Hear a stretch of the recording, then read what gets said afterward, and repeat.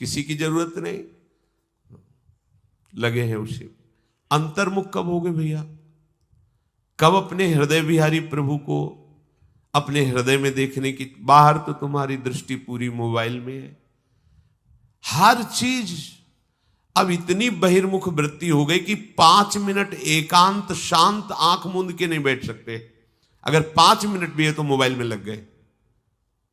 आप कहां के पथिक हो, आप कहां पहुंच रहे हो, ये तो ध्यान दीजिए।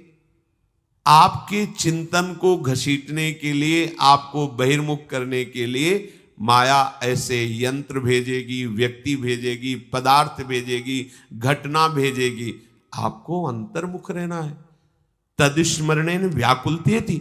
आप तो आनंदित हो रहे हैं विस्मरण करके, तो आप शरणागत हैं। पहले ही लक्षण में आप फेल हो रहे हैं। जब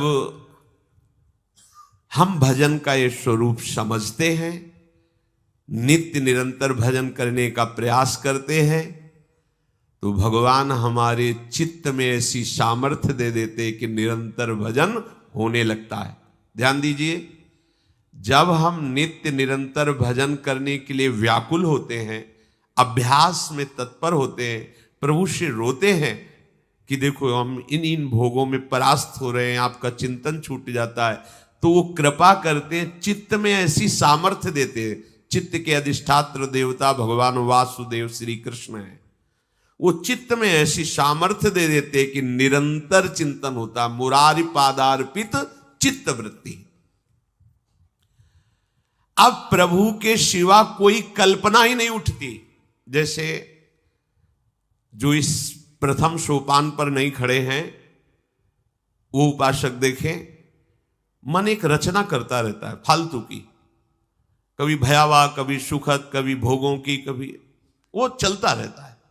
बस इसी को तो नष्ट करना साधना है, इसी को रोक देना साधना है, उसमें भागवतिकता भर देना साधना है। जब चित्त में प्रभु ने सामर्थ्य दी, तो अब चित्त में कोई कल्पना ही नहीं, मनोराज्य ही नहीं होता। इतनी गुंजाइश किसी एक वृत्ति में भी नहीं रह गई कि क्षण भर के लिए वो प्रभु को भूल जाए, किसी